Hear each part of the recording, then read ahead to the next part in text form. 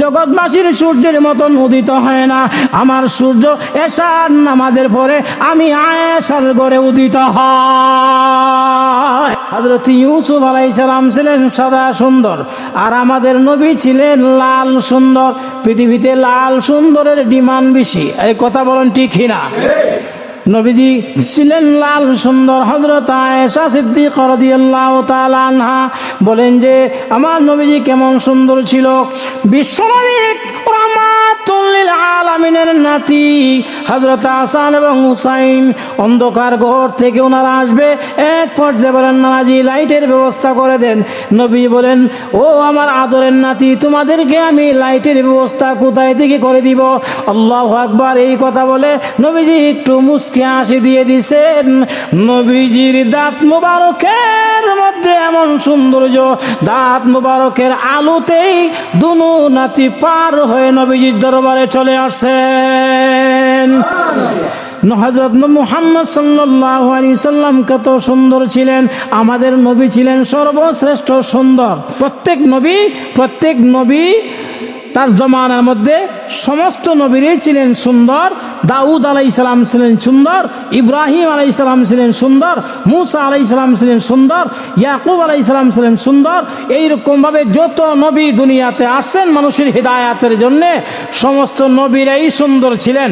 আমাদের নবী ছিলেন সর্বশ্রেষ্ঠ সুন্দর। পৃথিবীর সৃষ্টি লগ্ন থেকে কিয়ামত পর্যন্ত এমন কোনো সুন্দর মানুষ দুনিয়াতে আর আসবে না। মানুষের জন্য পাগল হয় মোটামুটি দুইটা গুণে। এক নাম্বার, চেহারা যদি সুন্দর হয় দেখবেন তার জন্য মানুষ পাগল হয়। আরেকটা হলো আখলাক যদি সুন্দর হয়। এই কথা বলেন ঠিক কিনা? আখলাক যদি সুন্দর হয় তাহলে মানুষের জন্য পাগল হয়। আর চেহারা যদি সুন্দর হয়, এই জন্য তো আমাদের দেশের মধ্যে দেখেন না, কিছু লোকেরা গান গায়, সুন্দরীদের কি মনের কি ভাবনা, আমার বাবার বাবা তো জানে না। নাউজুবিল্লাহ। এরকম গান গায় কি গায় না? আমাদের সমাজের মধ্যে দেখবেন সুন্দরের জন্য সবাই পাগল।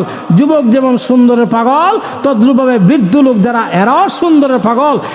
দুনিয়ার সমস্ত মানুষই হলো সুন্দরের পাগল। আমাদের নবী ছিলেন সর্বসুন্দর। আল্লাহু আকবার। এক বেঈমান কাফের নবীজির কাছে গেছেন।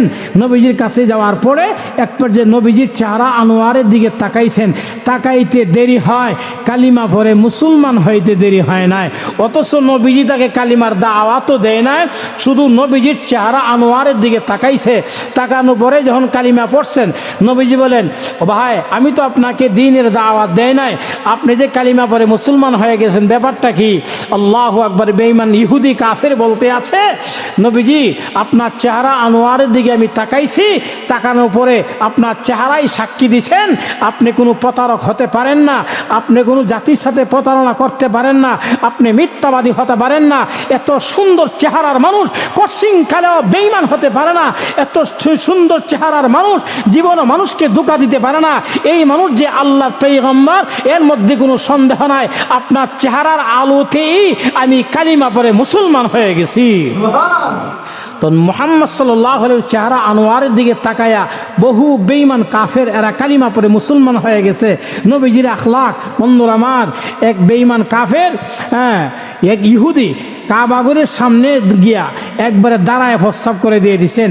সাহাবাই কেরাম তো রাগান্বিত যে নবীজির দিকে একবার তাকায় আর একবার ইহুদির দিকে তাকায়। কত বড় বিয়াদব সে! আমরা যে ঘরের মধ্যে ইবাদত করি, যে ঘরটাকে আমরা সম্মান করি, ইজ্জত করি, যে ঘর হলো আমাদের কাবা, এই ঘরের মধ্যে সে দাঁড়ায় প্রস্রাব করে দিয়ে দিছে। এত বড় সাহস, এত বড় স্পর্ধা! সাহাবাই কেরাম একবার ইহুদির দিকে তাকায় আর একবার নবীজির চেহারা আনোয়ারের দিকে তাকায়। নবীর অনুমতি পাইতেছেন না, আর না হয় তার গর্দান উল্টো করে দিয়ে, গর্দান দুনিয়া থেকে বিদায় করে আলগা করে দিয়ে দিল। কিন্তু নবী সাহাবীদেরকে বলছেন থামো, তাকে সুন্দর করে প্রস্রাব করতে দাও, কারণ তার যদি প্রস্রাব যদি ক্লিয়ার না হয় তার কিডনিতে সমস্যা হয়ে যাবে। এই জন্য প্রস্রাব করার একটা আদব আছে।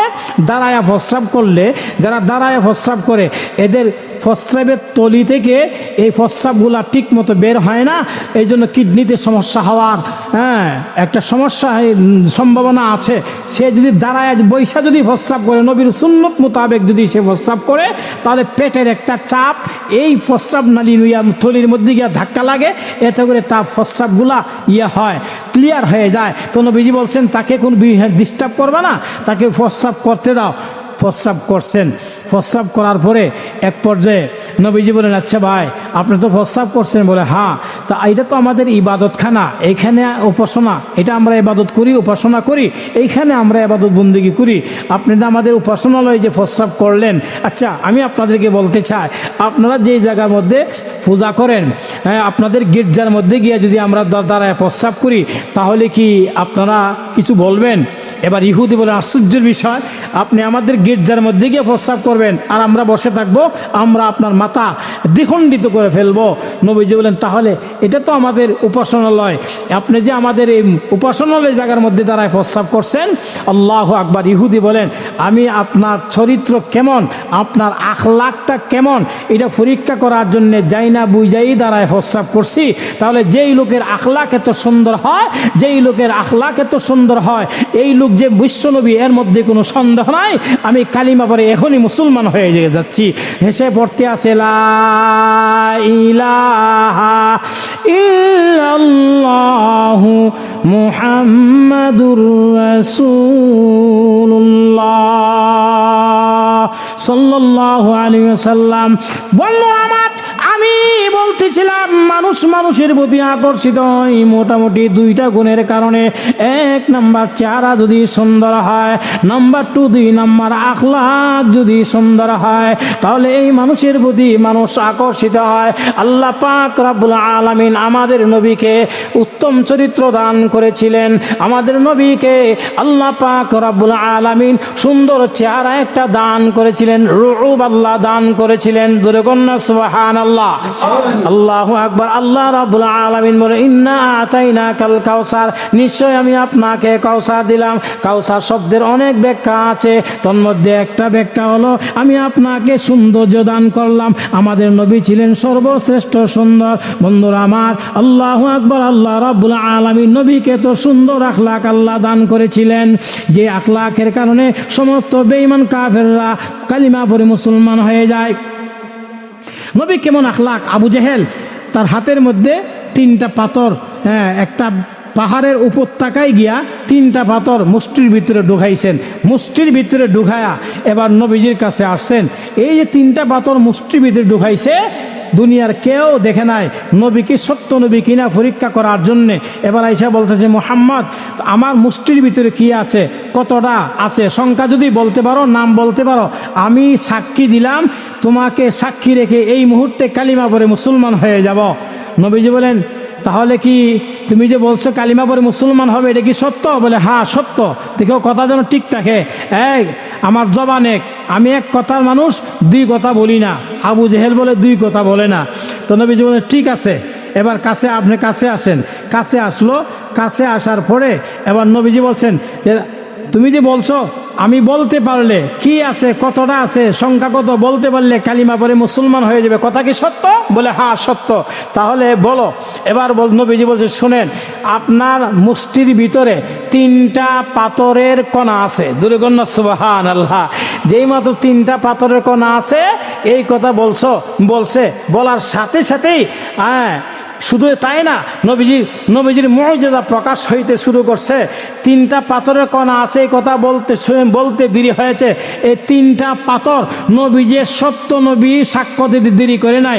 এই 3টা পাথরের জবান আল্লাহ খুলে দিয়েছে।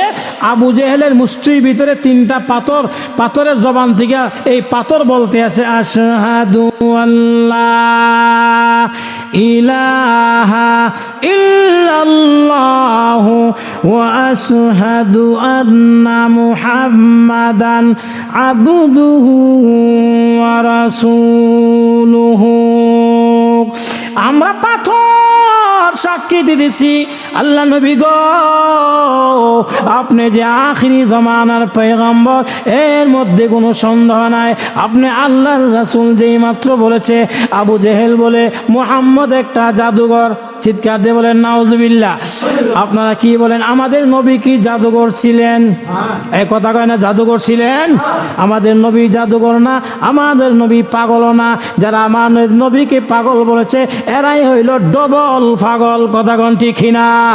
বন্ধুরা আমার, আবু জেহেল এবার নবীজির চেহারার দিকে তাকাইলেন, তাকায় আর চোখ ফিরায় না, চোখ ফিরায় না, অন্যদিকে তাকায় না। বেঈমান কাফেররা বলে সারাদিন মুহাম্মদ সাল্লাল্লাহু আলাইহি সাল্লামের বিরুদ্ধে মানুষের সামনে কথা বলেন, আর মুহাম্মদ সাল্লাল্লাহু আলাইহি সাল্লামের সামনে গেলে আপনি চোখ ফিরাইতে পারেন না। কারণটা কি? আপনি শুধু তাকিয়ে থাকেন, আপনি চোখ মুঞ্জেন না, চোখ ফাতিও দেয় না। আবু জেহেল কো, ওরে বেঈমানের কাফেররা, তোমরা শুই না রাখো, মুহাম্মদ এত সুন্দর, মুহাম্মদ সাল্লাল্লাহু আলাইহি সাল্লামের চেহারা এত সুন্দর, তার চেহারা আনোয়ারের দিকে তাকাইলে আমার চোখ ফিরাইতে আর মনে চায় না। কালিমা পড়ি না কেন জানো নি? কালিমা পড়লে তো এই সমাজে আমার ক্ষমতার বাহাদুরি থাকবে না, বাহাদুরি টিকায় রাখার জন্যে আমি তার বিরোধিতা করি। আবু জেহেল কালিমা পড়ে না, তার বাহাদুরি চলে যাবে, ক্ষমতা হাত থেকে চলে যাবে। আবু জেহেল কালিমা পড়ে না, তার ক্ষমতা চলে যাবে, এই জন্য। কিন্তু সেও ভালো করে বিশ্বাস করত মুহাম্মদ সাল্লাল্লাহু আলাইহি সাল্লাম ছিলেন সর্বশ্রেষ্ঠ সুন্দর। যেরকম ঠিক না বন্ধুরা আমার, তো যেই কথাটা বলতেছিলাম, আল্লাহ পাক রাব্বুল আলামিন আমাদেরকে একটা নবীকে কেমন সৌন্দর্য দান করেছিলেন। আমাদের নবী যখন মার গর্ভে ছিল, উনি যখন অন্ধকার রজনীতে হাঁটতেন, অন্ধকার রজনীতে হাঁটলে হযরতে আমেনার কোনো লাইট ব্যবহার করতে হতো না, বিনা লাইটে মুহাম্মদ সাল্লাল্লাহু আলাইহি সাল্লামের নূরে উনি চলাফেরা করতে পারতেন। জোরে কোন সুবহানাল্লাহ। বিশ্বনবী রাহমাতুল লিল আলামিন যেই সময় দুনিয়াতে জন্মগ্রহণ করেছেন, এটা হইল রবিউল আউয়াল মাসের 12ই রবিউল আউয়াল। উনি সুবে সাদেকে উনি দুনিয়াতে জন্মগ্রহণ করেছে। সুবে সাদেক বলা হয় রাত্রের শেষ, দিনের শুরু, এই সময়টাকে সুবে সাদেক বলা হয়। বিশ্বকোষ একটা কিতাব, এই কিতাবের মধ্যে সংজ্ঞা আনছেন যে দিনের শেষ আর রাত্রের শুরু, রাত্রের শেষ দিনের শুরু, এই সময়টাকে সুবে সাদেক বলা হয়। এই সময় দুনিয়াতে আসলেন। প্রশ্ন হলো, এই সময় উনি কেন দুনিয়াতে আসলেন? আল্লাহ ওনাকে দিনের 12টার সময় কেন দুনিয়াতে আনলেন না? সুবে সাদেকের সময় উনি কেন আসলো? এই প্রশ্নের জবাব দিতে গিয়া বিশ্বকোষ কিতাবের মধ্যে উল্লেখ করেছে দিন হলো 12 ঘন্টা আর রাত্রি হইল 12 ঘন্টা। আল্লাহ যেমন দিন সৃষ্টি করেছেন, রাত্রিও আল্লাহ সৃষ্টি করেছেন। দিন যেমন নবীর পাগল, রাত্রিও পাগল। দিন 12 ঘন্টা আল্লাহর কাছে দরখাস্ত করলো, ওগো আমার আল্লাহ, যেই নবীর বিশ্ব নবীর খাতিরে আমি দিন 12 ঘন্টা আপনি সৃষ্টি করেছেন, আপনার কাছে আমার একটা আবদার, আল্লাহর হাবিবের জন্ম যেন আমি দিনের অংশ হয়, দিনের অংশ হয়, রাত্রে আমি আর বৈশা দেয় কে লাভ কি? আমিও একটা দরখাস্ত করি আল্লাহর কাছে। এবার রাত্র বলল, আল্লাহ, যেই নবীর খাতিরে আমি রাত্রি 12 ঘন্টা আপনি সৃষ্টি করেছেন, সেই নবীর আগমন যেন রাত্রির অংশে হয়। আল্লাহ বলেন, আমি কাকে খুশি করব, কাকে বেজার করব? এই জন্য সুবে সাদেকে আমার নবীকে দুনিয়াতে আগমন করাইলাম। আল্লাহু আকবার। না দিন না রাত, না দিন না রাত, এই জন্য নবীজি দুনিয়াতে আসে। আমরা দুনিয়াতে আসলে সিস্টেম একটা, নবী দুনিয়াতে আসছেন আর একটা সিস্টেমে। আমরা দুনিয়াতে আসার পরে এলাকার ইয়ারলি মহিলারা আইসা আমাদের নাভিটা কাইটা দিতে হয়, নাভিগুলা কেটে দেয়। বন্ধুরা আমার, মানুষ যখন মার গর্ভে যায়, মার গর্ভে যাওয়ার পরে প্রত্যেক 40 দিনে একটা রূপ ধারণ করে, নাপাক পানিটা দ্বিতীয় 40 দিনে আর একটা রূপ ধারণ করে। এইরকম 740-এ আল্লাহু আকবার 120 জন ফেরেশতার তত্ত্বাবধানে মার রেহেমের ভিতরে আল্লাহ একজন মানবকে দুনিয়াত মার গর্ভে সৃষ্টি করেন। এরপরে দুনিয়াতে আসলে, দুনিয়াতে আসার পরে এই রোগটা কেটে দেয়। কিন্তু হযরতে আমিনা রাদিয়াল্লাহু তাআলা আনহা বলেন, আমার সন্তান দুনিয়াতে আসেন সুবে সাদেকে, নাভি কাটতে হয় না, কুদরতিভাবে নাভি কাটা অবস্থায় আমার সন্তান দুনিয়াতে আসে। দুনিয়াতে আসার পরে আমরা যেমন আমরা কাকে ডাকি হুয়া হুয়া করে, আমরা কিছুদিন পরে আমরা মা দাদাকে ডাকি, কিছুদিন পরে মাকে ডাকি, আব্বাকে ডাকি, কিন্তু আল্লাহর হাবিব দুনিয়াতে আইসা মাকে ডাকে নাই, বাবাকে ডাকে নাই, হুয়া হুয়া করে নাই। উনি সর্বপ্রথম আল্লাহ পাকে শুকরিয়া আদায় করেছেন। চিৎকার দিয়ে বলেন সুবহানাল্লাহ। উনি আল্লাহ পাকে শুকরিয়া আদায় করে বলছে আল্লাহু আকবার কাবীরা আলহামদুলিল্লাহি হামদান কাসীরা ওয়া সাব্বিহুহু বুকরাতান ওয়া আসীলা। সর্বপ্রথম প্রশংসা করেছেন আল্লাহ। আল্লাহু আকবার কাবীরা। আল্লাহ তুমি বড়, তুমি বড়, তুমি বড়। বিশ্বনবী রাহমাতুল লিল আলামিন জন্মের পরে সর্বপ্রথম কেন আল্লাহ পাকের প্রশংসা করলেন? কারণ নবী ছিলেন সমস্ত উম্মতের মুআল্লিম। নবীর মুআল্লিম যদি উস্তাদ যদি প্রশংসা না করে ছাত্র প্রশংসা শিখতে পারবে না। এই জন্য তালিম আল্লি উম্মতি, দুনিয়ার সমস্ত উম্মতদেরকে তালিম দেওয়ার জন্য আল্লাহ পাকের নবী বিশ্ব নবী রাহমাতুল লিল আলামিন দুনিয়াতে আসার পরে সর্বপ্রথম আল্লাহর প্রশংসা করেছেন। এই আল্লাহ 7 থেকে 8 দিন দুধ পান করেছে। সিরতির কিতাবে আল্লামা ইদ্রিস কান্দুলবী রহমতুল্লাহি আলাইহি বলেন 7 থেকে 8 দিন উনি মা আমেনার স্তন থেকে উনি দুধ পান করেছে। তবে বাম স্তন থেকে দুধ পান করে নাই, ডাইন স্তন থেকে দুধ পান করেছে। কেন ডাইন স্তন থেকে দুধ পান করলো? ডাইন হলো বরকতের জায়গা, এই জন্য নবীজি বরকতকে আগে গ্রহণ করেছেন। ধরে কন্যা সুবহানাল্লাহ। বন্ধুরা আমার,